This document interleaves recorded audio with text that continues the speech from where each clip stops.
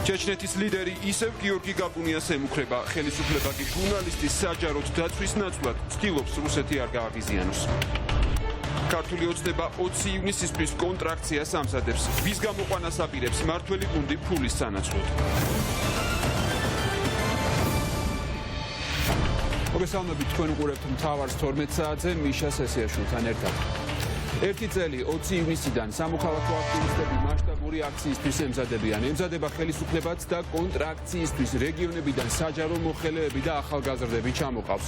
რამდენ სუხდიან მოქალაქეებს ოცნების კონტრაქციაში მონაწილეობისთვის, რაში დასჭირდა ივანიშვილის პარალელური აქციის ორგანიზება და რა აქვთ სათქმელი იმ ახალგაზრდებს, ვისაც ერთი წლის წინ ხელისუფლებამ თვალები დასთხარა. ამ თემაზე რამდენიმე წუთში უფრო ცვლად მოგიყვებით. მანამდე რამზან კადიროვი ისევ გიორგი გაბუნიას ემუქრება. ჩეჩნეთის ლიდერი ჟურნალისტისგან ბოდიშის მოხდას ითხოვს პუტინის მისამართით გაკეთებული განცხადების გამო. თუ კი ვინმე მოქმედებს ჩემი დავალებით, ის ამ დავალებას ბოლომდე ასრულებს, ამბობს ჩეჩნეთის ლიდერი. მისივე თქმით, გაბუნიამ რუსი ერი შეურაცხო, რის გამოც მან ბოდიში უნდა მოიხადოს, ან ქართველ ჟურნალისტს კადიროვი საკუთარ პირად მტრად ჩაქრის. დღევანდელი ქართული პოლიტიკა მკვდარია, ზუსტად ისევე როგორც უკრაინული. ნაცვლად იმისა, რომ ამ ქვეყნების მთავრობები ხალხზე ფიქრობდნენ, სულელულ განცხადებებს აკეთებენ. ამჯერად თქვეს, რომ კილერი დააკავეს, რომელიც კადიროვის დაკვეთით ქართველ ვაი ჟურნალისტზე გეგმავდა თავდასხმას. ბატონებო, დამიჯერეთ, რომ თუ ვინმე ჩემი დავალებით მოქმედებს, ის ამ დავალებას ასრულებს და თუ დავალების შესრულება ჩუმათაა საჭირო, ამის შესახებ ვერავინ ვერაფერს იგებს. გიორგი გაბუნიას ურჩევნია მუხლებზე დადგეს და ბოდიში მოიხადოს. მან შეურაცხყოფა მიაყენა არა ერთ ადამიანს, არამედ რუსეთის ყველა მოქალაქეს. მიმართავ საქართველოს ხელისუფლებას, მიიღო ზომები ამ ადამიანის აღსაზრდელად. პირადად ამ ადამიანს კი მოუწოდებ სწორი დასკვნები გამოიტანოს და ჭკუას მოუხმოს. წინააღმდეგ შემთხვევას ის ჩემი პირადი მტერი გახდება. ტერორისტების სამიზნედ ქცეული ჟურნალისტის დაცვის ნაცვლად კი ხელისუფლება ისევ ცდილობს რუსეთი არ გააღიზიანოს. მართალია თავად პრემიერისვე აღიარებით საფრთხე ამოწურული არ არის, მაგრამ მართველი გუნდის წევრები რუსეთს პუტინის და კრემლიდან მომდინარე ტერორიზმს საერთოდ არ ახსენებენ. ნინო სამყურაშვილი განაგრძობს ახლა ამ თემაზე საუბარს. ნინო, მაშინ როგორი უნდა ყოფილიყო ხელისუფლების რეაქცია ამგვარ ფაქტზე და მოდი პირდაპირ ვთქვათ მუქარაზე ჩეჩნეთის ხელისუფლების მხრიდან?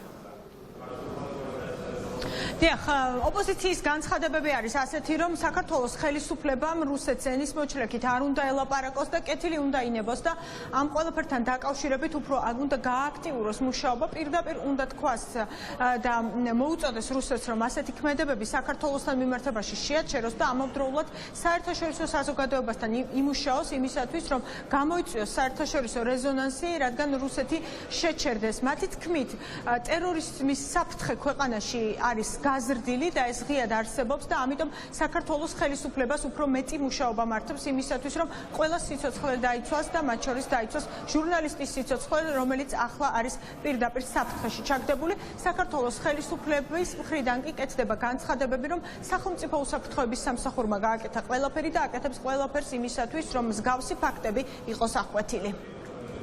გუშინ ხელისუფლებამ ის ნაცვლად, რომ გაეკეთებინა ძალიან მკაფიო განცხადება, მოეწვია ჩვენი სტრატეგიული მოკავშირეების სასწრაფოდ კონსულტაციებს და მათთვისაც ეთხოვა შესაბამისი შეფასებების და განცხადებების გაკეთება ამ ფაქტთან დაკავშირებით.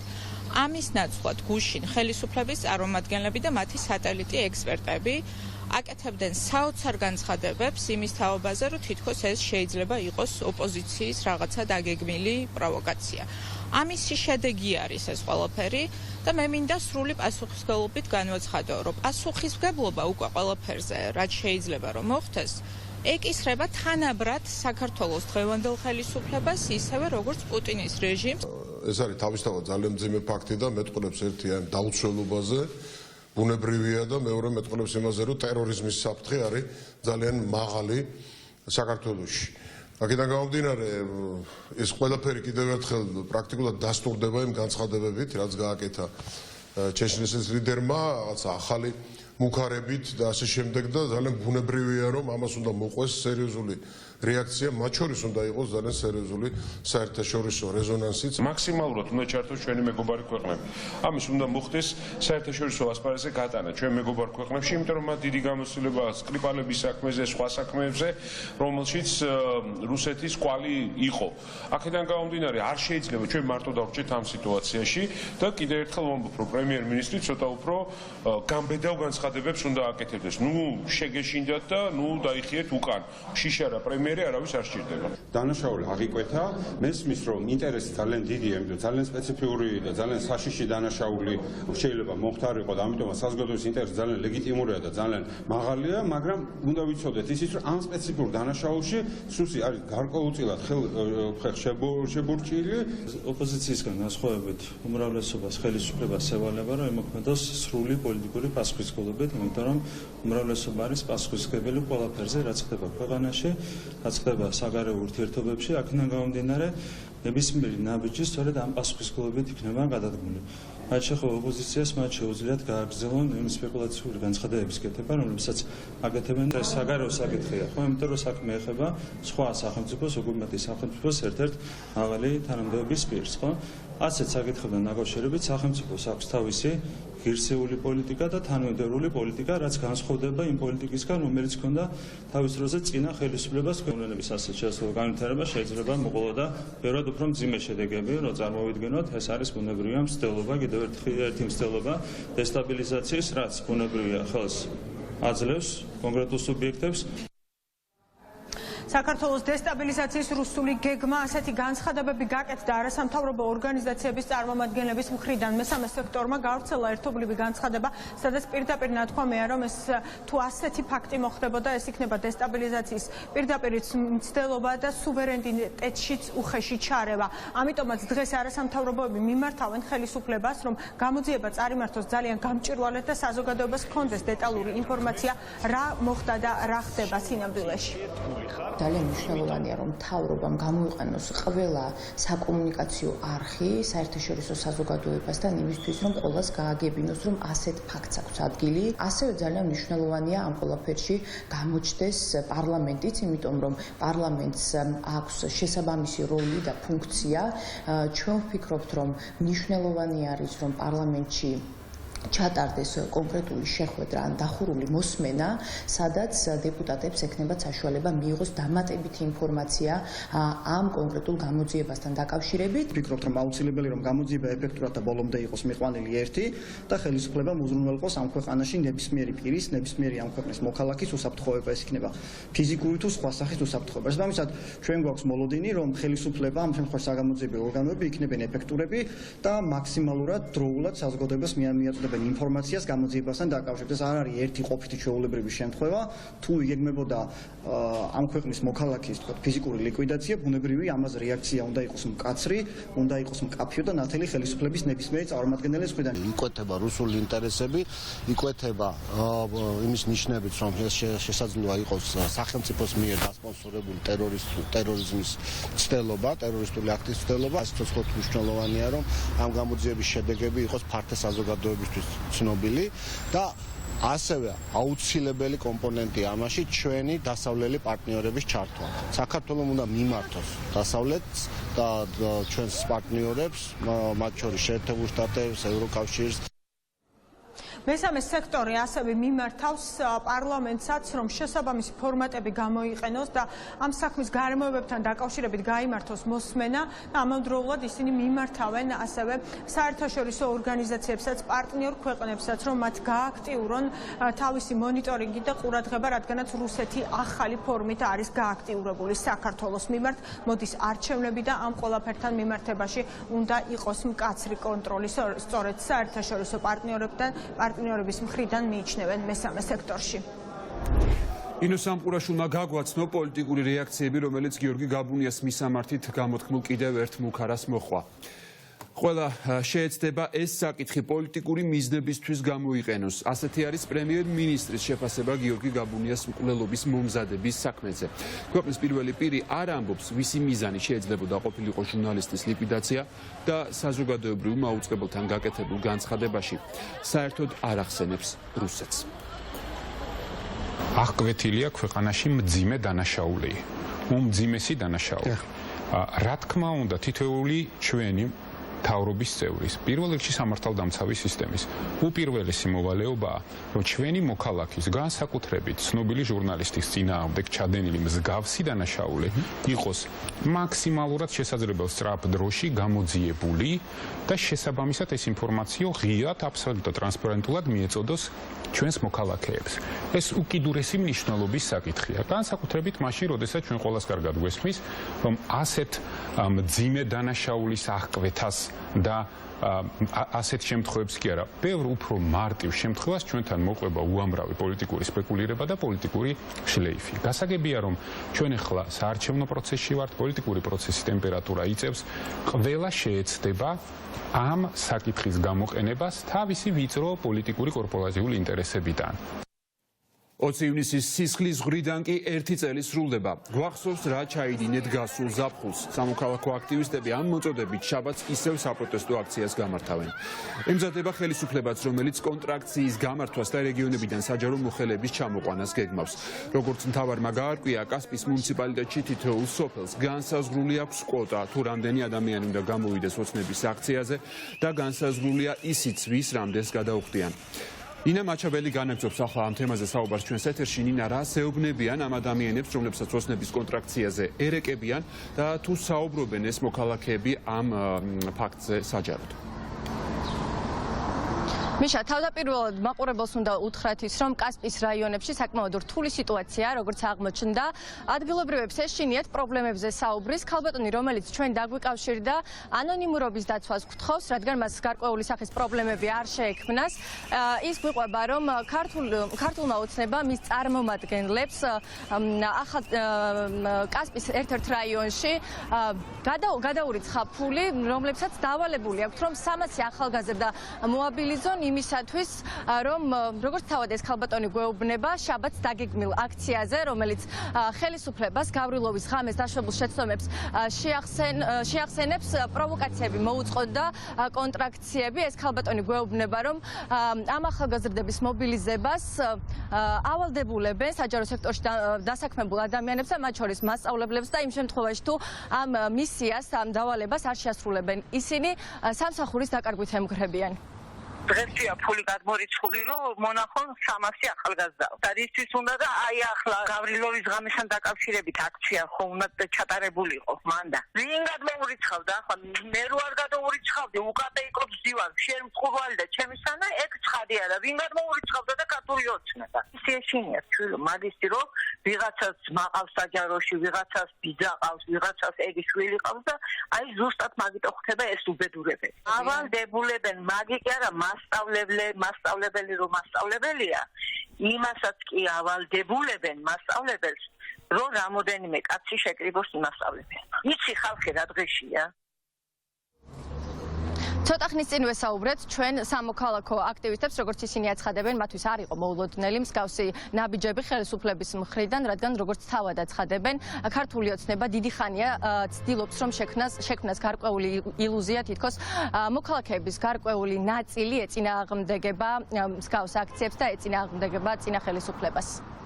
იმ ხელისუფლებისგან, რომელსაც პოლიტიკური ფლირტი აქვს კრემლთან გამართული, მოსალოდნელი რა თქმა უნდა ყველაფერი და ზუსტად copy-paste-ით აქვს გადმოღებული იქაური ბრძოლის წესები საქართველოშიც. შესაბამისად, ჩვენ რა თქმა უნდა ვიცოდით და წინასწარად ველით გარკვეულ პროვოკაციებს მიმართავთ. მე პირადად ხელისუფლებას ვაფრთხილებ, რომ ის პროვოკაციები, რომელიც იქნება 20 ივნისის აქციას, ყველა პასუხისმგებლობა გეკისრებათ თქვენ. 20 ივნისი არის ქართული ოცნების დანაშაულებების შეხსენების დღე, შესაბამისად მათ არ სურთ, რომ ეს აქცია მშვიდობიანად ჩატარდეს, სურთ რაღაც ალტერნატიული რეალობის, ალტერნატიული ჭეშმარიტების შექმნა, ან მეორე ვარიანტი არის ის, რომ მოხდეს ამ აქციის დისკრედიტაცია. ისევ და ისევ საქმე გვექნება ადმინისტრაციული რესურსის გამოყენებასთან, მარგინალური ძალადობრივი ჯგუფების მობილიზებასთან და რაც ყველაზე ცუდია და ყველაზე მთავარი ალბათ ისევ დაშავდებიან ადამიანები და ალბათ ისევ მხოლოდ ჩვენი მხრიდან დააკავებენ აქტივისტებს. რუსული ხელწერა გადმოტანილი აქვს ქართულ ოცნებას, დღეს ასე აფასებდნენ ოპოზიციის ლიდერები და ისინი აცხადებენ, რომ იმ შემთხვევაში თუ შაბათს დაგეგმილ აქციაზე გარკვეული სახის პროვოკაციები მოხდა, პასუხისმგებლობას მთლიანად ხელისუფლებას აკისრებენ.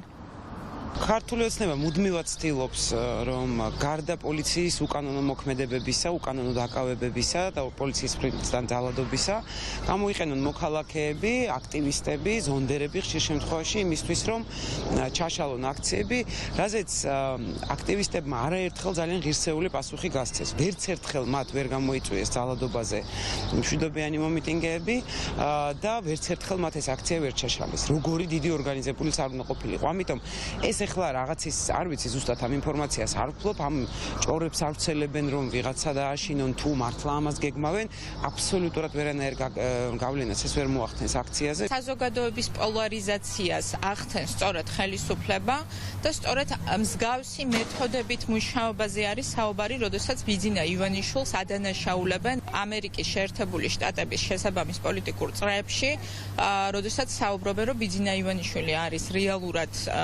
პუტინის მოკავშირე ქვეყანაში, რომელიც ცდილობს, რომ დესტაბილიზაცია გაუგათოს ამერიკის შეერთებული შტატების სტრატეგიულ მოკავშირე სახელმწიფოს. ამისი შედეგები არის, რა თქმა უნდა, ძიმე იქნება, თუ ეს, ასე ვთქვათ, დამთავრდა რაღაცა შეხლა-შემოხლით საზოგადოებრივ ჯგუფებს შორის და პასუხისმგებლობა, რა თქმა უნდა, ამაზე დაეკისრება მთლიანად ხელისუფლებას.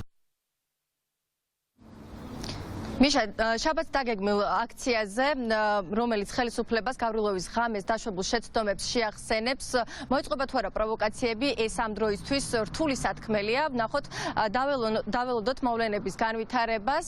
მე კი შეგახსენებთ იმას, რომ როგორც ოპოზიციის ლიდერები, ასევე სამოქალაქო სექტორი მთლიან პასუხისმგებლობას ამ ღამესთან დაკავშირებით აკისრებს ხელისუფლებას. 20 ივნისს კიდევ ერთხელ შეახსენებენ ხელისუფლებას, რა ჩაიდინეს მათ გასულ ზაფხულს. ნინა მაჩაბელი საუბრობდა ჩვენს ეთერში. 8 მარტის შეთანხმება ბოლომდე არ არის შესრულებული, რადგან პოლიტიკური პატიმარი გიორგი რურვა ისევ ციხეშია. ევროპარლამენტარი ანჟეი ჰალიცკი საქართველოს გენერალურ პროკურორს ოფიციალურ წერილს უგზავნის და წერს, რომ ის, როგორც საქართველოს მეგობარი, მიესალმება 8 მარტის შეთანხმებას. თუმცა კვლავაც შეშფოთებულია იმის გამო, რომ შეთანხმების ერთი ნაწილი, რომელიც სწორედ რურვას თავისუფლებას შეეხებოდა, ჯერ კიდევ არ არის შესრულებული. ეჭვგარეშეა, რომ 8 მარტის შეთანხმების სრული შესრულება ხელს შეუწყობს საქართველოს წინსვლას, პოლარიზაციის შემცირებას და ცივილიზებული არჩევნების ჩატარებას, წერს ანჟეი ჰალიცკი. Bo to jest właśnie złe pojęcie obrony i tak samo każdy wie, a jeżeli nie, to może nie jest to potrzebne, mówiąc. Საქალაქო სასამართლოში კი გიორგი რურვას საქმის განხილვა დღეს დაცვის მხარის მოწმეების დაკითხვით გაგრძელდება. დღეს ჩვენებას ის პოლიტიკოსები მისცემენ, ვისთან ერთადაც დაკავების წინა ღამეს გიორგი რურვა საპროტესტო აქციაზე იმყოფებოდა. ნინო გაზდელიანი აკვირდება დღევანდელ სასამართლო პროცესის პირდაპირ ეთერში შემოგვიერთდება. ნინო, რას იხსენებენ დღეს დასაკითხი მოწმეები და რა ინფორმაცია უნდა მიაწოდონ მათ სასამართლოს?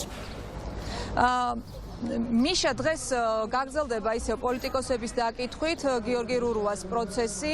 ის ადამიანები არიან, რომლებიც ანტისაოკუპაციო აქციების დროს იმყოფებოდნენ თითქმის ყოველდღიურ რეჟიმში გიორგი რურვასთან ერთად პარლამენტის მიმდებარე ტერიტორიაზე. ისინი აქტიურად მონაწილეობდნენ ამ აქციებშიც და ასევე იქ ეხმარებოდნენ აქციის მონაწილეებს, მაგალითად მიჰქონდათ მათთვის შეშ რომ იმ სიცივეში ისინი გამხდარიყვნენ და სწორედ აქედან გამომდინარე პოლიტიკოსები ამბობენ, რომ ფაქტობრივად ერთად მუშაობდნენ, თუ რამე საჭირო იყო სამუშაოები, ერთად აწარმოებდნენ რურვასთან ერთად, რომელიც მათ გვერდში იყო და სულ მათ თვალწინ ტრიალებდა და მას რაიმე კანონსაწინააღმდეგო ნივთი ან თუნდაც იარაღი ქონოდა, ისინი ძალიან მარტივად შენიშნავდნენ და აქედან გამომდინარე ფიქრობენ თავადაც და დარწმუნებული არიან, რომ ეს იარაღი არის მხოლოდ და მხოლოდ მოტივი და გიორგი რურვა მათ შეფასებითაც არის პოლიტიკური პატიმარი.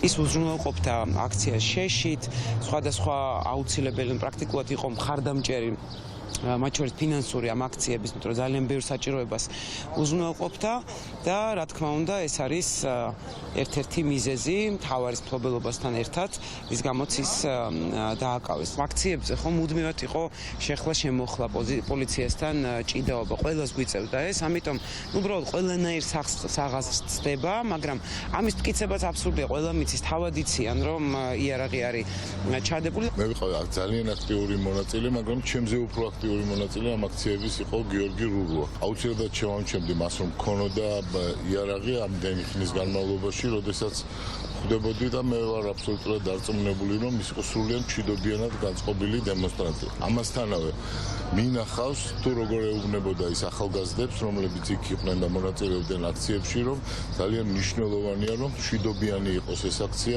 ძალიან მნიშვნელოვანია, რომ ხელისუფლებას არ მიეცეს არანაირი პროვოკაციის შესაძლებლობა. ეს ადამიანები იმყოფებოდნენ გიორგი რურუასთან ერთად, სხვადასხვა ხანგრძლივობით საპროტესტო აქციაზე გამოძიების ვერსიით გიორგი რურუა საპროტესტო აქციიდან რო ბრუნდებოდა სახლში, მაშინ იქნა დაკავებული ცეცხლსასროლი იარაღით, შესაბამისად დაკავებამდე ამ ადამიანებს ჰქონდათ კონტაქტი და ბუნებრივია გიორგი რურუას რომ ცეცხლსასროლი იარაღი ჰქონოდა, ისინი შეამჩნევდნენ, შენიშნავდნენ. შესაბამისად ძალიან მნიშვნელოვან ინფორმაციას მიაწვიან სასამართლოს დაცვის მხარის მოწმეები და ჩვენ ვარაუდობთ, რომ მათ შორის ამ მოწმეთა ჩვენებებით დადასტურდება გიორგი რურუას უდანაშაულობა. რომად ვარ დარწმუნებული, რომ ვალერიან ბუგიანიშვილი არაფერს არ გაითვალისწინებს იმას, რასაც მოისმენს პროცესზე, ის გაითვალისწინებს უბრალოდ იმას, რა დავალებასაც მის მიმართ გასცემენ მისი ხელმძღვანელები.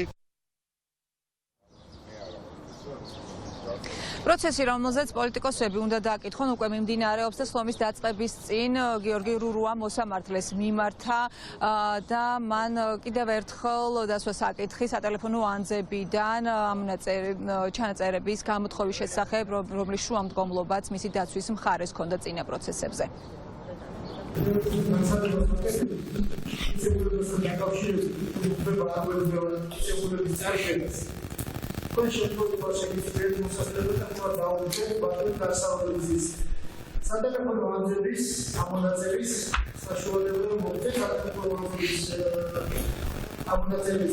სასამართლომ განჩინებით გიპასუხათ აღნიშნულ შუამდგომლობაზე, ხო?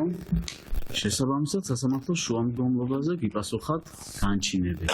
თუ კიდე განჩინის შუამდგომლობა გექნებათ რამაზე, სასამართლო გიპასუხებთ კიდე შუამდგომლობაზე.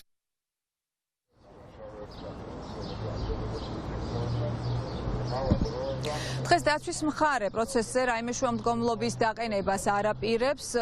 დღეს იგეგმება პოლიტიკოსების დაკითხვა. 6 ადამიანი არის წარმოდგენილი დღეს მოწმის სახით და ისინი მიაწვდიან დეტალურ ინფორმაციას თუ როგორ ვითარდებოდა მოვლენები 17 და 18 ნოემბერს, როგორც ცნობილია, სწორედ 18 ნოემბერს დილით დააკავეს უკვე აქციიდან წამოსული გიორგი რურუა.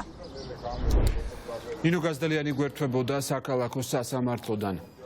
აქცია იმართება ამ წუთებში ვარკეთილში დამწვარ ბაზრობასთან. ხანძრის შედეგად ათეულობით მოვაჭრემ დაკარგა ბანკის სვალებით შეძენილი საქონელი და ახლა კატასტროფის წინაშეა. შემოსავლის, დანაზოგის და სამსახურის გარეშე დარჩენილი ეს ადამიანები ახლა პასუხს ელოდებიან ბაზრობის ადმინისტრაციისა და ხელისუფლებისგან, როგორ მოხდება მათთვის ზარალის ანაზღაურება. გიგლა თუმანიშვილი იმყოფება შემთხვევის ადგილზე, ის პირდაპირ ეთერში შემოგვიერთდება. გიგლა, თუ მიიღეს ამ ადამიანებმა რაიმე პასუხი და აპირებს თუ არა ვინმე მათი პრობლემების მოგვარებას? მიშა ჯეჯობით მოვაჭრეები ისევ აქ არიან ბაზრობის ტერიტორიაზე შეკრებილები და ისინი ელოდებიან საბოლოო გადაწყვეტილებას, როგორი იქნება ბაზრობის ადმინისტრაციის პასუხი, თქვათ მისცემენ მათ გარკვეულ კომპენსაციებს თუ დაზღვევას მოუწევს გადახდა იმ ზარალის, რომელიც მიიღო აქ დასაქმებულმა ადამიანებმა. ჯეჯობით დღეს დილიდან აქ არიან შეკრებილები და ელოდებიან ბაზრობის ადმინისტრაციის წარმომადგენლების მოსვლას, რომ საბოლოოდ მიიღონ პასუხი თუ როგორი იქნება მათი დახმარების საკითხი, როგორ გადაწყდება. აქ ადგილზე იყვნენ მუნიციპალიტეტის წარმომადგენლები მოსული, თუმცა ისინი ამბობენ, რომ ვინაიდან მოვაჭრეებს საკუთარი პროდუქცია ჰქონდათ დაზღვეული, შესაბამისად მათ ანაზღაურებას უკვე დაზღვევამ უნდა უზრუნველყოს. საბოლოო გადაწყვეტილება ჯერ უცნობია. აქ ადგილზე დღეს შეკრებილი ადამიანები აპირებდნენ, რომ გზის გადაკეთვაც მომხდარი იყო, იქიდან გამომდინარე, რომ მათ დროულად მიეღოთ პასუხი ადმინისტრაციისგან, თუმცა ამის უფლება სამართალდამცველებმა დღეს მათ არ მისცეს. გზის გადაკეთებას ვცდილობთ, იმიტომ რომ არავინ არ მოდის. არავინ ნორმალურ პასუხს არ გვცემს. ჩვენი ჯიბით გავაკეთეთ ყველაფერი, ჩვენი ჯიბით გაზალეს, რომ გააკეთეთ, მე ჩვენ გავაკეთეთ 5000 ლარი დავყარჯეთ. ეხლა დავარწავით და ყველაფერი დავიწყდა. ჭერები ჩვენ თვითონ გავაკეთეთ. დირექცია არაფერი არ გააკეთეთ. განადგურებული სულ ყველაფერი ჩამწვარია. თავრობასთან მოვიწყოთ დახმარებას. მერი მობრძანებო, რო ყვირიხარ, სადაც მოკომარიას მოვიწყეთ. ერთი ერთი ბაზარი შერჩა ამ მთავრობას, მეორე ბაზრის დაწვა შერჩა, მესამე არ უნდა შერჩა. მიტინგის მოწყობა გინდა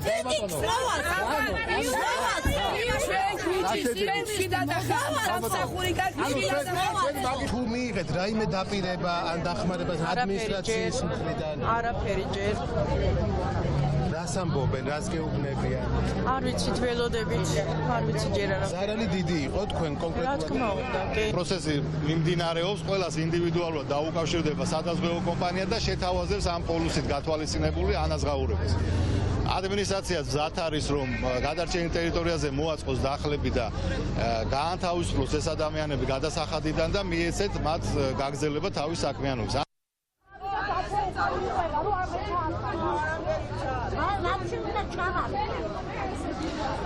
რამდენიმე წუთის წინ, სწორედ ახლა, როდესაც ჩვენ ვერთვებოდით, ადგილზე მოვიდა ბაზრობის დირექტორი, რომელთანაც ადგილობრივ მოვაჭრეებს უნდათ, რომ გასაუბრებოდა და პასუხი მიეღო, თუმცა ის არ შეხვდა მოვაჭრეებს და გაიქცა, შეიძლება ითქვას, რომ ჩვენც არ დაგველაპარაკა და შევიდა კომენტარის გარეშე ბაზრობის ტერიტორიაზე და შესაბამისად აქ მოსულ ადამიანებს არ გაესაუბრა. რაც შეეხება თბილისის მუნიციპალიტეტის წარმომადგენლების განცხადებას, ისინიც საუბრობდნენ დღევანდელ მთავრობის ხდომაზე, მათ შორის თბილისის მერიც ვარკეთილის ბაზრობის საკითხთან დაკავშირებით და მან თქვა, რომ შესაბამისად ჩაერევა ადმინისტრაციასთან ურთიერთობაში თბილისის მერია და მუნიციპალიტეტი, თუმცა როგორ იქნება კონკრეტული გადაწყვეტილება ამ ეტაპისთვის ჯერ უცნობია.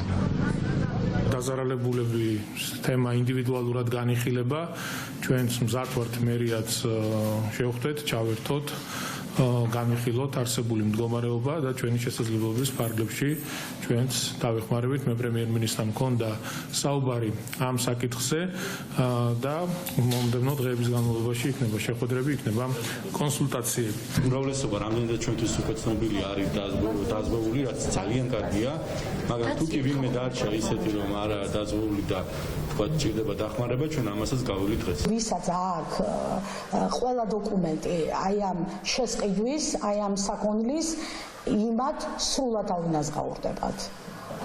რაღაცა 15,000 ლარის ფარგლებში და ვისაც არ ქონდა ეს ხომ საბუთები, მაშინ რაღაცა კვადრატულ მეტრზე 500 ლარიდან რაღაცა 3,000 ლარამდე.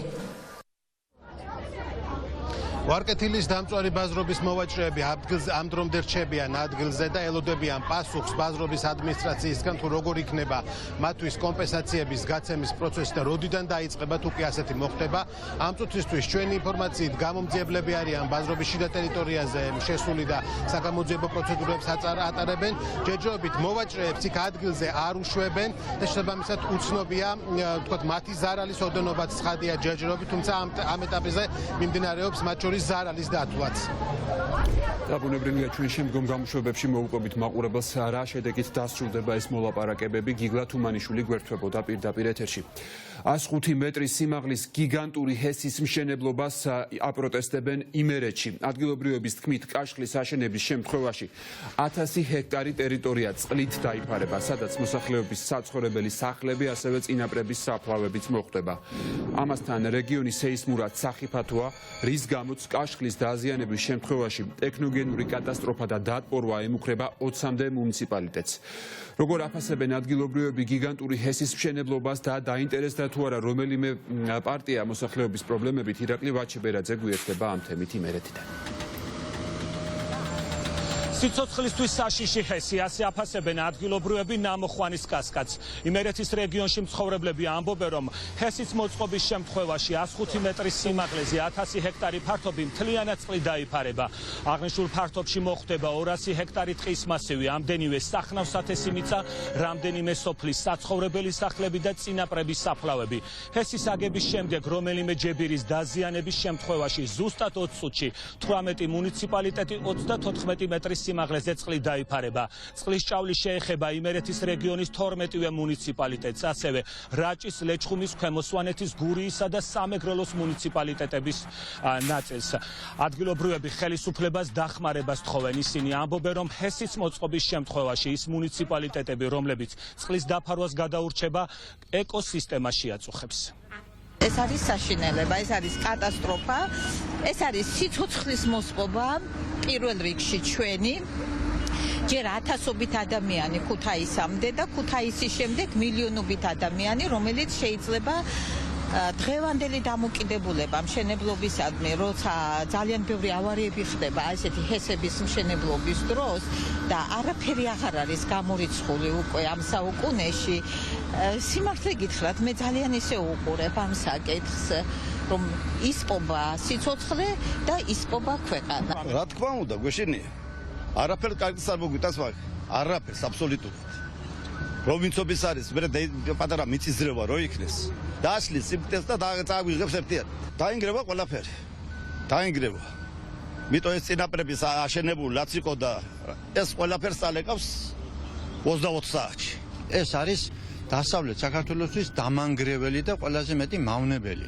გარდა ამისა, აქ გარდა ჰესისა, კიდე რაღაც ისეთი საიდუმლოება არის ამ ჩვენ მთებში ეს ტერიტორია ზარათს ეკუთვნის, სოფელ ზარათს. ნუ ალბათ იქაც რაღაც დიდი ინტერესი დევს გესის გარდა.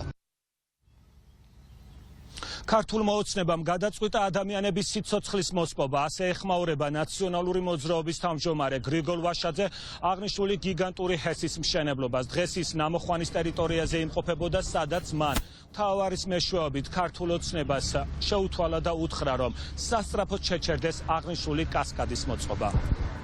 საჩნელი საფრთხის ქვეშ შეიძლება დადგეს მთლიანად დასავლეთი საქართველო. ხელისუფლება ამაზე გვპასუხობს თქვენს საქართველოს ენერგოდამოუკიდებლობის წინააღმდეგ ხართო და ეუბნებიან ამას იმ პარტიას, რომელმაც საქართველოში შუქი გათფობა სინათლე დააბრუნა. არავითარ შემთხვევაში წინააღმდეგი არა ვართ. გვინდა რომ საქართველო იყოს ენერგოდამოუკიდებელი და ჰქონდეს უზარმაზარი ფართო შესაძლებლობები ენერგიის ექსპორტის, მაგრამ კატეგორიული წინააღმდეგი ვართ იმისი, რომ მშენებლობა შესაბამისი სეისმური და ტექნიკური ექსპერტიზის გარეშე ტარდებოდეს და იყოს არჩეული ის ადგილი, რომელზეც სეისმოლოგებიც და ეკოლოგებიც იძახიან, რომ ეს წარმოადგენს უზარმაზარ საფრთხეს იმერეთისთვის. მიუხედავად იმისა, რომ აღნიშნული ჰესის მოწყობის წინააღმდეგია როგორც არასამთავრობო ორგანიზაციები, ასევე პოლიტიკური პარტიები და ადგილობრივები, აღნიშნული კასკადის მშენებლობა აქ აქტიურად მაინც მიმდინარეობს. ქუთაისში კი 25 ივნისს ფართომასშტაბიანი საპროტესტო აქციაა ჩანიშნული. ადამიანები კიდევ ერთხელ ეტყვიან ხელისუფლებას, რომ მათ არ სურთ გიგანტური ჰესის მშენებლობა. ირაკლი ვაჩიბერაძე გვერდთვებოდა პირდაპირ ეთერში იმერეთიდან.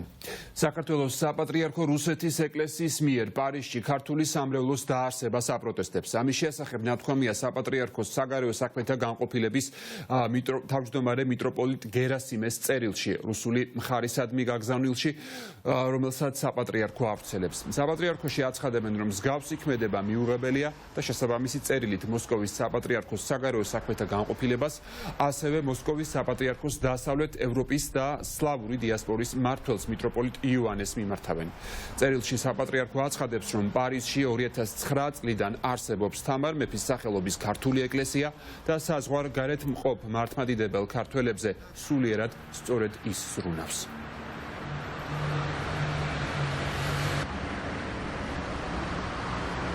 ანაკლის სპორტის პროექტი ვერ განხორციელდა კრემლის ნეგატიური გავლენის გამო. განცხადებას ამერიკელი გენერალი ბენ ჰოჯესი ამერიკის ხმასთან ინტერვიუში აკეთებს. ის დარწმუნებულია, რომ საქართველოს მთავრობას სპორტის აშენება რომ მოენდომებინა, ხელს ამაში ვერავინ შეუშლიდა, მათ შორის ვერც პუტინის რუსეთი. თუ შავი ზღვის რეგიონში მეტი დასავლური ინვესტიცია შევალ, ვფიქრობ დასავლეთის ქვეყნები მეტად დაინტერესდებიან ამ რეგიონის უსაფრთხოებით, მაგრამ სიმართლე ვთქვათ, ახლა სერიოზული ინვესტორები ფრთხილობენ, რადგან რეგიონში მთავრობები გამჭირვალე არაა.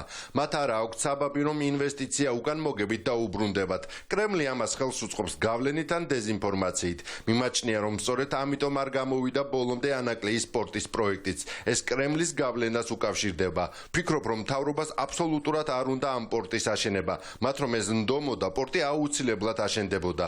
საქართველოს ყველაფერი უნდა გააკეთოს იმისთვის, რომ უფრო მიმზიდველი გახდეს დასავლური ინვესტიციებისთვის. ის ამისთვის აღმოსავლეთსა და დასავლეთს შორის ძალიან მოსახერხებელ ადგილზე მდებარეობს. საკარანტინე ზონად გამოცხადებულ სოფელ მუშევანში ქართული ოცნების საკრებულომ დახმარება პოლიტიკური ნიშნით დაარიგა. სოფელში მცხოვრები ერთ-ერთი მოქალაქე მთავარს უყვება, რომ დახმარება მხოლოდ იმის გამო ვერ მიიღო, რომ მართველი გუნდის δεკლარირებული მხარდამჭერი არ არის. ჩვენ სოფელში ქაოსია, დიდი ხანია ჩაკეტილები ვართ. ხალხს ეკონომიურად ძალიან უჭირს. ჩვენი ოჯახი ოპოზიციას რომ უჭერს მხარს, ამის გამო ვისჯებით. წარმოიდგინეთ, ადგილობრივი მთავრობა როგორ დაგვრცინს. სოფელში ერთი ფერმერია, რომელიც ხელისუფლების მხარდამჭერია და მას კვერცხის ბიზნესი აქვს. პანდემიის დროს ის ვერ გაყიდა და თვითმმართველობამ ამის შემდეგ ხალხს დაურიგა. ჩემს ცოლს კი უთხრეს, რომ შენ ნაციონალების მხარდამჭერი ხარ და საერთოდ არაფერი გეკუთვნისო. აი ასეთი დამცირების მსხვერპლი ვართ. კორონავირუსით ინფიცირების 9 ახალი შემთხვევა დადასტურდა საქართველოში, მათ შორის უცნობია 1 პაციენტის დაინფიცირების წყარო. რაც შეეხება სხვებს, 6 მოქალაქე საკარანტინო სივრციდანაა, 2 კი დადგენილი პაციენტების კონტაქტებია. ამ ეტაპზე COVID ცენტრებში სულ 153 პაციენტი მკურნალობს ახალი თაობის კორონავირუსზე. 1 მძიმე პაციენტი რჩება ინფექციურ კლინიკაში. დანარჩენი პაციენტების მდგომარეობა საშუალო და მსუბუქი სიმძიმისაა. სულ კი ქვეყანაში ამ დრომდე აღრიცხულია კორონავირუსით ინფიცირების 888 შემთხვევა. აღვემატა 9 ახალი და არის 888. გამოჯამთელებული 7-ია, იყო 724 და 731-ია. ეს 7-ვე გამოჯამთელებული ჩვენი ცენტრის გამოჯამთელებულები არიან. 2 ახალი შემთხვევა შემოვიდა გუშინ ჩვენთან, 1 გახლავთ. 2-ვე არის შემოტანილი შემთხვევა, 1 რუსეთიდან, მეორე სომხეთიდან. ამ 2 ახალის მდგომარეობა რუტინული კვლევები და არსებული მონაცემებით ჯერჯერობით საშუალო სიმძიმის არის. უბედური შემთხვევა თბილისში ბაგრატიონის 6 ნომერში მდებარე კორპუსში ლიფტი ჩაწყდა, დაშავდა 4 ადამიანი, მათ შორის მამაშვილი. ძიმია მამაკაცის მდგომარეობა, რომელსაც მრავლობითი მოტეხილობა აქვს და გადაუდებელი ოპერაცია ჩაუტარდა. ექიმების მეთვალყურეობის ქვეშ რჩებიან დაშავებული ქალები და ასევე 12 წლის მოზარდიც. შინაგან საქმეთა სამინისტრომ კი გამოძიება სამთო, სამშენებლო ან სხვა სამუშაოს წარმოებისას უსაფრთხოების წესის დარღვევის მუხლით დაიწყო, რამაც ჯანმრთელობის ნაკლებად მძიმე ან მძიმე დაზიანება გამოიწვია.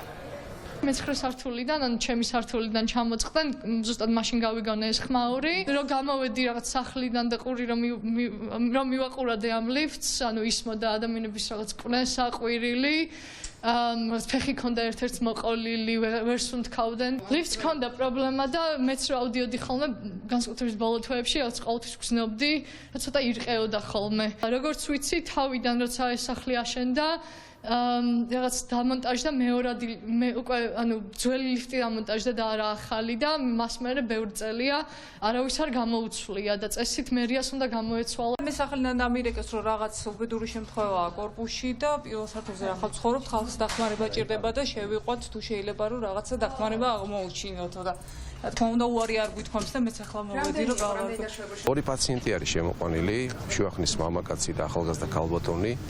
შემთხვევის ადგილიდან სასწრაფო დახმარების ბრიგადის მიერ მამაკაცის მდგომარეობა არის საკმაოდ საყურადღებო, მრავლობითი მოტეხილობები აქვს, კერძოდ არის მარჯვენა წვივისვლების ღია მოტეხილობა, მარჯვენა მხრიზვლის დამსროლი მოტეხილობა, წელის მალის მოტეხილობა. რაც შეეხება ქალბატონის მდგომარეობას, ეს მდგომარეობა სტაბილური არის სხეულის სხვადასხვა მიდამოს რბილი ქსოვილების დაჟიჟილობა.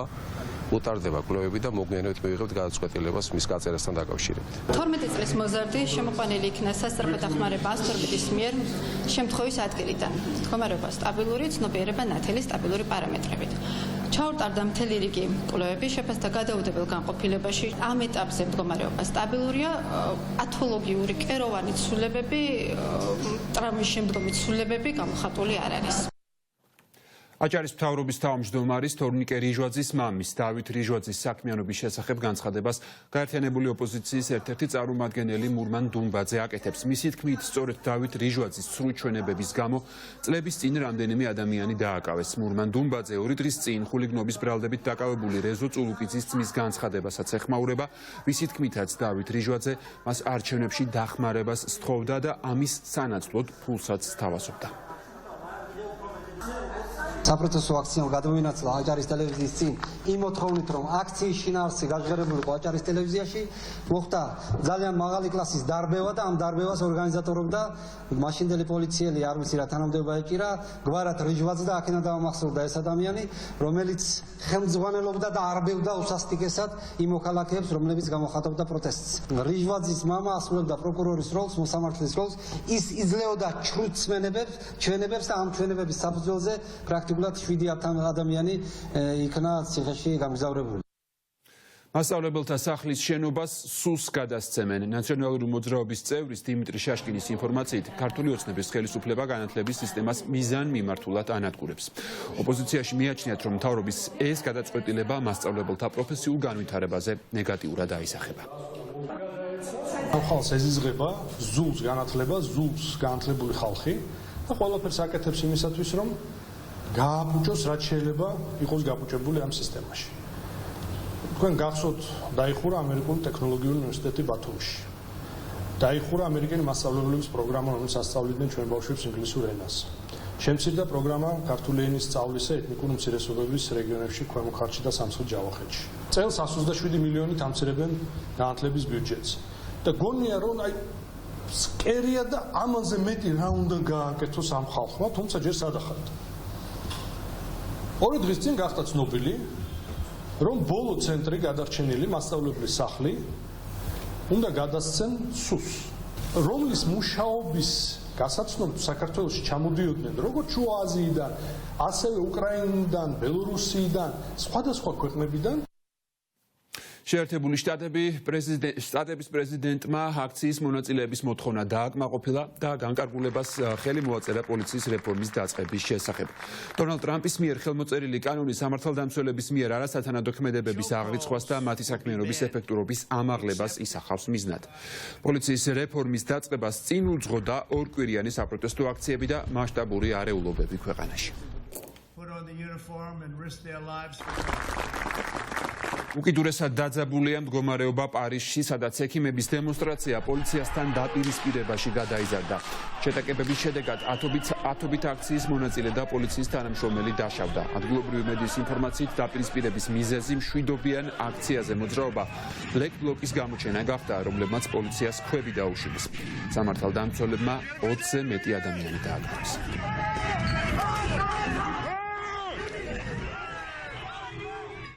პეკინში ეპიდემიის გავრცელების გამო განგაშის მეორე დონე გამოცხადდა. გაუქმდა საერთაშორისო ფრენების უმეტესობა და საქალაქთაშორისო გადაადგილებაზე დაწესდა შეზღუდვები.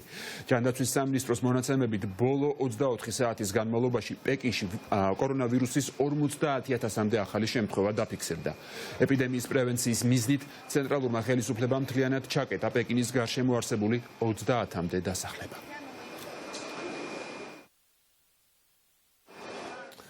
უკრაინის გენერალური პროკურატურა ყოფილი პრეზიდენტის პეტრო პოროშენკოსათვის პატიმრობის შეფარდებას მოითხოვს.